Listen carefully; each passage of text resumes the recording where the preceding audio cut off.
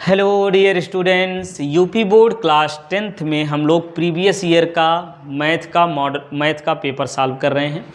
इस वीडियो में हम लोग ये 4 नंबर वाले प्रश्नों को सॉल्व करेंगे। तो चलिए एक एक करके सॉल्व करते हैं। पहले बहुलक निकालना। बहुलक निकालने के लिए क्या करेंगे कि ये बारंबारता में जो अधिकतम संख्या उसको ढूंढेंगे। तो जो भी अधिकतम संख्या है उसको हम मान लेंगे F1। ठीक है, क्या मानेंगे F1 और इसको लिख देंगे 23। देखिए अब इसके आगे जो है ये हो जाएगी F0 और ये कितना है 21 और फिर F2 का मान हो जाएगा इसके बाद वाला। ठीक है, ये हो गया। चलिए F1 F0 और ये F2। तो अधिकतम जो बारंबारता है इसमें जो छोटी संख्या है उसको हम मानेंगे L बराबर 30 और H का मान लिख देंगे 40 माइनस 30 और कितना आएगा 10। ठीक है, H हो गया। अब लिखिए बहुलक का फार्मूला।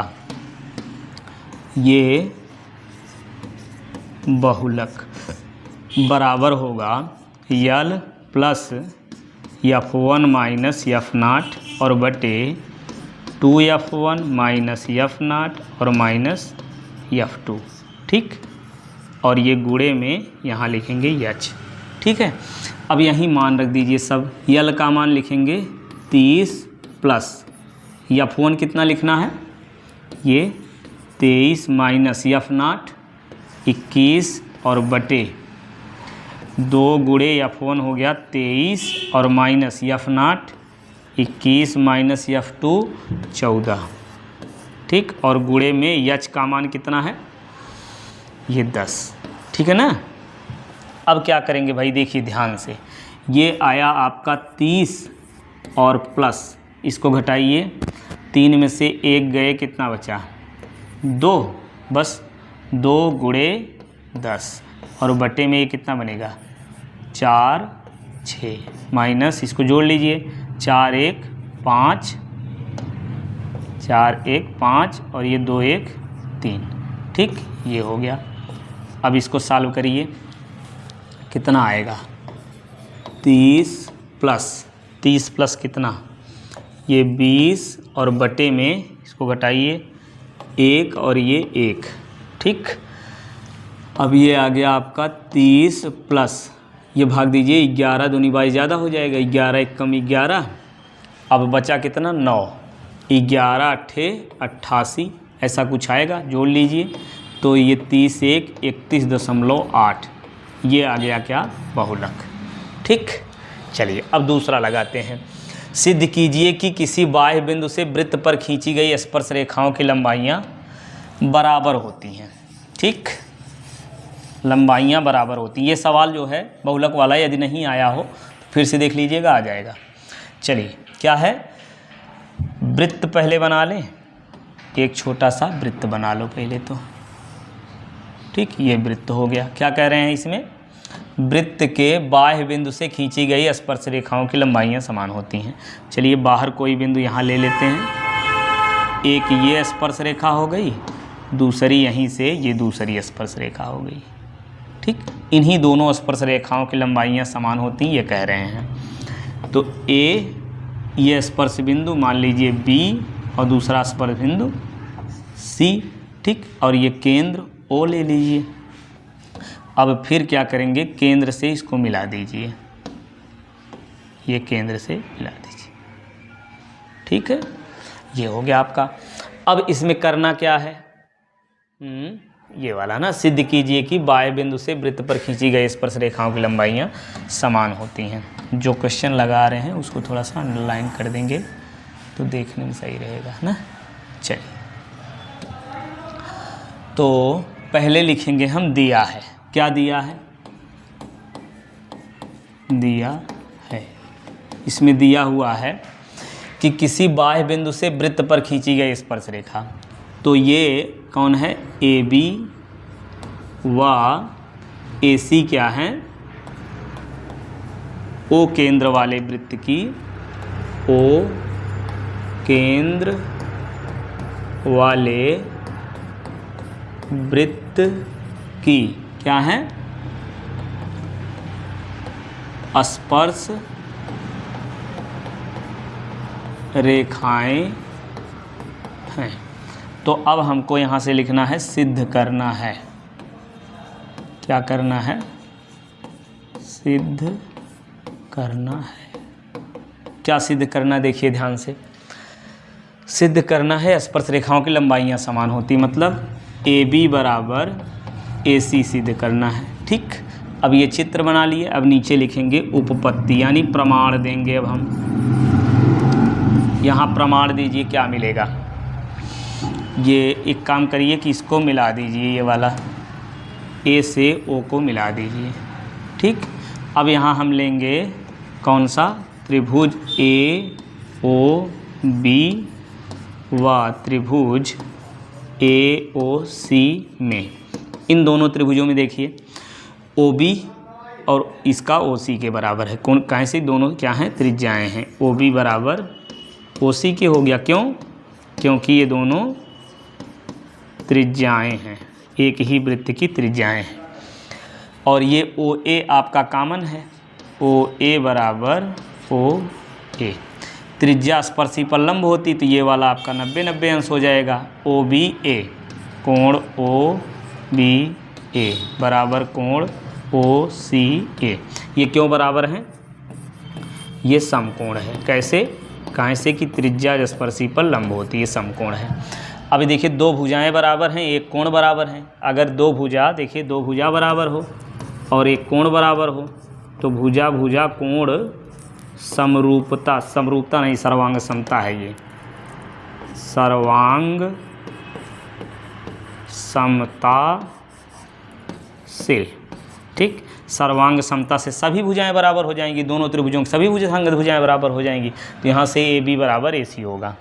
यहाँ लिखेंगे, अतः यहाँ लिखेंगे, यदि लिखना चाहें तो यहाँ आप लिख सकते हैं कि सर्वांग सम त्रिभुजों की संगत भुजाएं व संगत कोण बराबर होते हैं।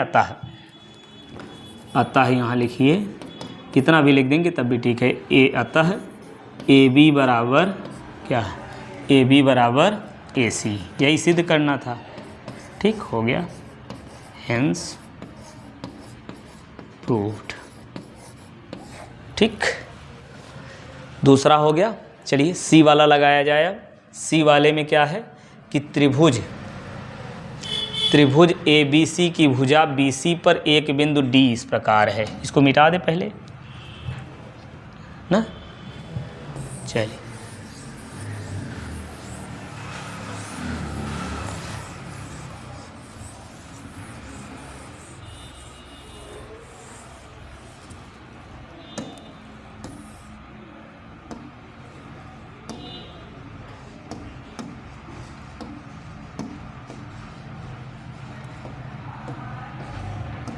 चलिए लगाइए इसको।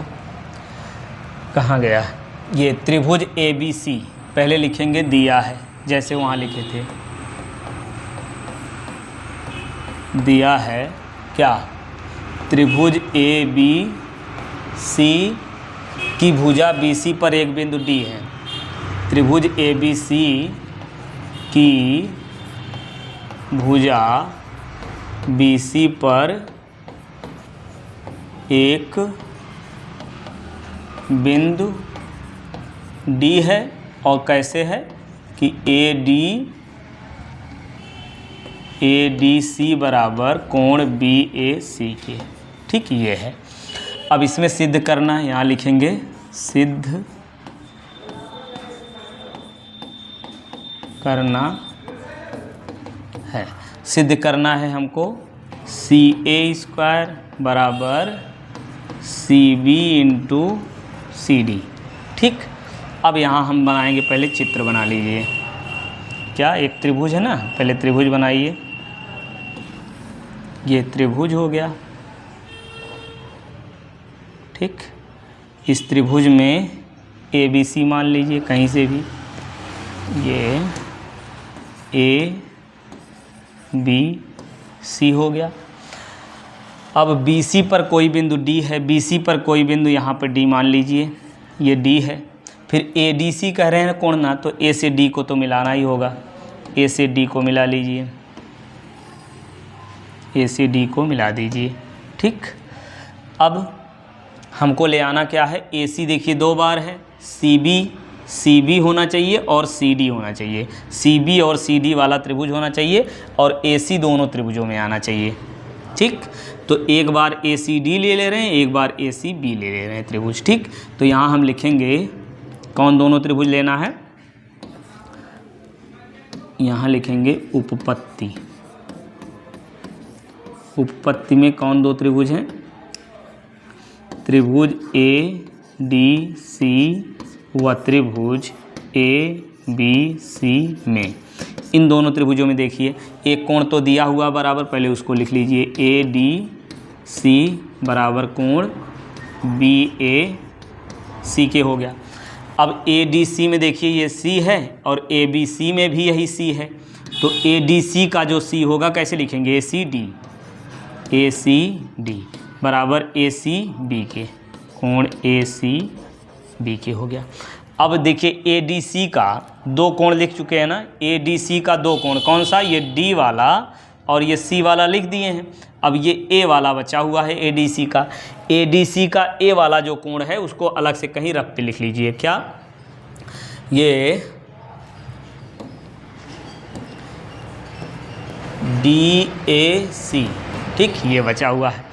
और ए बी सी का भी ए बचा है क्या, नहीं, कौन सा बचा है, ए बी सी का देखिए कौन कौन लिखे हैं, बी ए सी लिख चुके हैं ये पूरा, और फिर ए सी बी ये वाला लिख चुके हैं, बचा कौन है, ये बी वाला। तो क्या लिखेंगे, ए बी सी, ये वाला बराबर होगा ए बी सी के। ठीक, चलिए अब देखिए भुजा दो कोण बराबर हो गई, तो यहाँ हम लिखेंगे कोण कोण समरूपता से, समरूपता से। अब ये दोनों समरूप, अगर दोनों दो कोण बराबर हो गए तो दोनों त्रिभुज समरूप हो जाएंगे। तो यहाँ हम लिखेंगे त्रिभुज ए डी सी समरूप है त्रिभुज ए बी सी के। अब समरूप हैं तो क्या होगा, समरूप त्रिभुजों के, यहाँ लिखेंगे समरूप त्रिभुजों के क्या, संगत कोण। अब संगत कोण व संगत भुजाएं समान होती हैं, संगत कोण व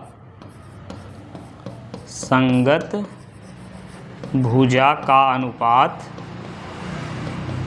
समान होता है, संगत भुजा का अनुपात समान होता आता है। अब संगत भुजा का अनुपात मतलब देखिए कैसे, ए डी सी के सामने वाली भुजा ए सी है, बी ए सी के सामने वाली भुजा कौन है, बी ए सी के सामने वाली ये भुजा हो जाएगी बी सी। देखिए डी ए सी के सामने ए सी बन गया और इसके सामने का देख पा रहे हैं बी ए सी त्रिभुज, बी ए सी, इसके सामने वाला ए बी। ठीक, तो ए सी की संगत भुजा कौन है, बी सी, ए सी की संगत भुजा बी सी, ए सी की संगत भुजा बी सी। तो यहाँ हम लिखेंगे ए सी बटे बी सी।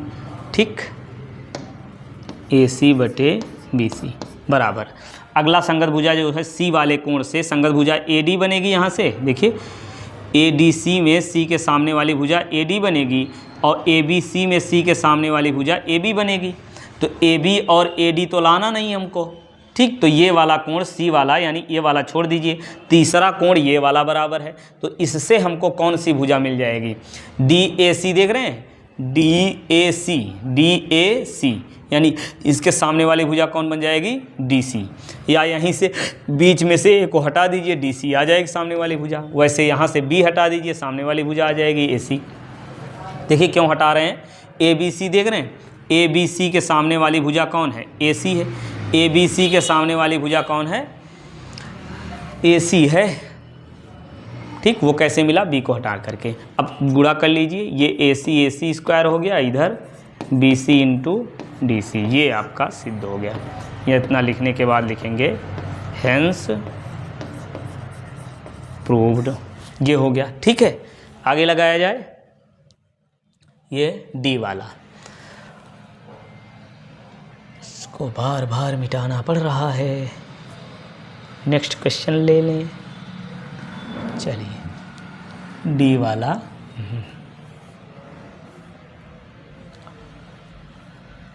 ये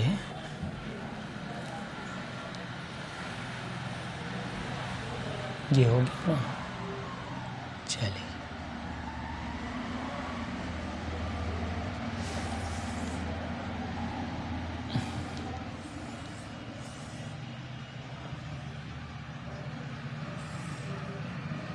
चलिए डी वाला अब लगाते हैं हम यहीं रख के नीचे से, ठीक। ये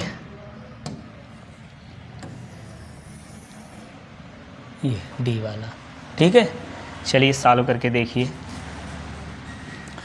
2 अंकों की एक संख्या के अंकों का योग 9 है। एक संख्या इस संख्या का 9 गुना इस संख्या का 9 गुना संख्या के अंकों को पलटने से बनी संख्या के 2 गुना है, वह संख्या ज्ञात कीजिए, ठीक है। तो मान लेते हैं संख्या, देखिए अंकों का अंक बदलना है। यदि अंक बदलना है तो क्या करेंगे, इकाई और दहाई मानेंगे। क्या मानेंगे, इकाई और दहाई। यहाँ लिखेंगे माना इकाई क्या है, x, दहाई y है। तो संख्या क्या बनेगी, संख्या बन जाएगी 10y प्लस x। फिर नीचे से लिखेंगे स्थान बदलने पर बनी संख्या। क्या लिखेंगे, स्थान बदलने पर बनी संख्या। स्थान बदलने पर संख्या क्या बन जाएगी, 10x प्लस वाई। क्या बन जाएगी, 10x प्लस वाई, ठीक। जो इकाई है वो दहाई बन जाएगा, जो दहाई है वो इकाई बन जाएगा। तो क्या होगा, दहाई में 10 से गुणा करना है, तो ये आपका ये दहाई बन गया, तो इसमें 10 से गुणा कर देंगे, इकाई जोड़ देंगे, ठीक। चलिए अब प्रश्न में देखिए क्या करें हैं। एक संख्या के अंकों का योग 9 है। यहाँ हम लिखेंगे प्रथम शर्तानुसार। क्या लिखेंगे, प्रथम शर्तानुसार। प्रथम शर्तानुसार। प्रथम शर्तानुसार क्या मिलेगा, अंकों का योग 9 है, इसका मतलब x प्लस वाई बराबर 9 हो गया, ये समीकरण 1। फिर इस संख्या का 9 गुना संख्या के अंकों को पलटने से बनी संख्या के 2 गुने के बराबर है। चलिए लिखिए, यहाँ लिखेंगे दूसरी शर्ता अनुसार। दूसरी शर्त अनुसार क्या मिला, संख्या का 9 गुना, संख्या कौन है, ये संख्या जो है आपकी 10x प्लस वाई। संख्या जो है, अच्छा ये है संख्या, तो ये है 10y plus x, 10y plus x, ये संख्या है और पलटने पर बनी संख्या 10x प्लस वाई है। जो कह रहे हैं उसको ध्यान से समझिए, क्या कह रहे हैं, संख्या का 9 गुना, इस संख्या का 9 गुना अंकों को पलटने से बनी संख्या के 2 गुने के बराबर है, ठीक। अब इसको सॉल्व करके समीकरण 2 बना लेंगे। बनाइए, 9 से गुणा करिए 90y और प्लस 9x बराबर 20x प्लस 2y। अब क्या करेंगे, 90y माइनस 2y बराबर 20x माइनस 9x। अब ये घटाइए, कितना आएगा, 88y बराबर, इसमें 20 में से 9 घटाइए 11x। पक्षांतर करके एक तरफ कर लीजिए, 88y माइनस 11x बराबर 0। ये काम करिए कि जो है, या तो यहीं से काट दो यार, यहीं से काट दो, 11 × 88, 11 × 88, तो कितना आएगा, 8y बराबर x। ये समीकरण 2। अब क्या करिए, x का यही मान जो है 1 में रख दीजिए। x का लिखेंगे, x का यह मान समीकरण 1 में रखने पर। अब समीकरण 1 में रखिए x की जगह वही, तो कितना आएगा, x की जगह 8y रख दीजिए, तो ये आएगा 8y प्लस 8y प्लस कितना है, y बराबर 9। तो ये जोड़ दीजिए, कितना बनेगा, 9y बराबर 9। तो y बराबर आ गया 9/9। काट दीजिए, कितना आया, y का मान 1 आ गया। अब क्या करेंगे, y का यह मान कहाँ लिखेंगे, समीकरण किस में, 2 में रखने पर। 2 में रख दीजिए। अब रख के देखिए क्या मिलेगा, y की जगह 1 रखेंगे तो x का मान कितना आएगा, 8 × 1, यानी x का मान मिल गया 8, ठीक। और y का मान 1। अब हमको निकालना क्या था, संख्या। तो संख्या बन जाएगी कितना, संख्या आपकी है 10y प्लस x। तो यहाँ रखिए 10 गुणे y का मान 1 प्लस x का मान 8। ये हो गया 10 प्लस 8 कितना 18। ये संख्या आ गई आपकी। ठीक, अब दूसरा वाला ये द्विघात समीकरण हल करना है हमको। क्या करना है, द्विघात समीकरण हल करना है, तो हल कर लीजिए। ठीक, अगला देखा जाए।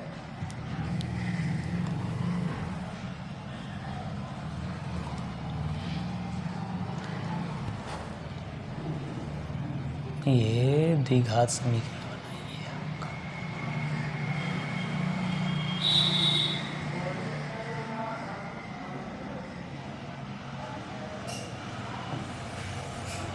चलिए इस द्विघात समीकरण को हल करके देखें। देखिए हल करने का तरीका या फिर गुणनखंड कर सकते हैं, पूर्ण वर्ग बनाइए या सूत्र का प्रयोग करिए। गुणनखंड हो जाए तो सबसे अच्छा है। क्या है, 2x² माइनस 5x प्लस 3 बराबर 0। तो 3 दूनी 6 आराम से हो जाएगा। 2x² minus 3x minus 2x plus 3 बराबर 0। देखिए 3 दूनी 6 आ जाएगा और जोड़ेंगे तो -5 आ जाएगा। अब यहाँ से देखिए दोनों में x है ना, x ले लीजिए कामन, तो बचेगा कितना 2x माइनस 3, -1 कामन लीजिए तो क्या मिलेगा 2x माइनस 3 बराबर 0। 2x माइनस 3 दोनों में है, लिख लीजिए। यहाँ से बचेगा x माइनस 1 बराबर 0। अब ये आया 2x माइनस 3 बराबर 0। तो 2x बराबर कितना बना 3। अब x बराबर 3/2। यहाँ से करिए x माइनस 1 बराबर 0, तो x बराबर आया 1। ठीक, ये x का मान आ गया। ठीक है, चलिए अब अगला लगा देते हैं। ये अंतिम 4 नंबर वाला अंतिम सवाल। एक बगीचे का परिमाप 120 मीटर, क्षेत्रफल 800 मीटर स्क्वायर है, तो उसकी लंबाई और चौड़ाई ज्ञात कीजिए। ठीक है, लंबाई चौड़ाई की 2 गुनी है। तो मान लीजिए, माना बगीचा है ना, यहाँ लिखेंगे माना बगीचे की लंबाई x और चौड़ाई कितनी है y है। ठीक, या y क्या करना है 2 गुनी है ना, तो चौड़ाई मानिए ज़्यादा सही रहेगा। पहले चौड़ाई मानिए फिर बाद में लंबाई। चौड़ाई इसकी मान लेते हैं x। ठीक है, तो लंबाई कितनी हो जाएगी 2x, लंबाई 2 गुनी है। अब क्या करें, परिमाप। तो बगीचे का जो परिमाप होगा, लंबाई 2 गुनी है तो आयताकार ही होगा। बगीचे का परिमाप बराबर 2 गुणे लंबाई धन चौड़ाई कर दीजिए। तो परिमाप कितना दिए हैं 120 मीटर। तो 2 गुणे लंबाई आपकी 2x प्लस चौड़ाई x। अब ये हो गया 120/2, ये 2 इधर, तो 2 1 3 हो गया। या तो एक काम करिए, यहीं रहने दीजिए इसको। ये बराबर 2 गुणे 2x 1x कितना 3x, अब 3, अब ये आया 120 बराबर 3 दूनी 6x, x बराबर आ गया 120/6, 6 दूनी 12। तो x का मान तो आ गया आपका 20। ठीक, x का मान आया 20। इसका मतलब चौड़ाई इसकी 20 है। तो लंबाई कितनी हो जाएगी, लंबाई हो जाएगी 2x, यानी 2 गुणे 20 कर लीजिए, 20 दूनी 40। ठीक, बस हो गया, इतने तो करना था, लंबाई चौड़ाई मिलनी थी, मिल गया। ठीक है, क्षेत्रफल जो है 800 मीटर स्क्वायर है। ठीक है, क्षेत्रफल निकालेंगे तो 800 आना चाहिए। कैसे, क्षेत्रफल बराबर क्या होता है, क्षेत्रफल बराबर लंबाई गुणे चौड़ाई। लंबाई आपकी कितनी हो गई 40, चौड़ाई 20, 4 दूनी 8, 2 थे 0, इतना मीटर स्क्वायर क्षेत्रफल भी हो गया। ठीक, चलिए तो इस प्रकार से ये 4 नंबर वाले सारे प्रश्नों को हमने सॉल्व किया। चलिए पढ़ते रहिए, स्वस्थ रहिए, मस्त रहिए, फिर मिलते हैं नेक्स्ट वीडियो में।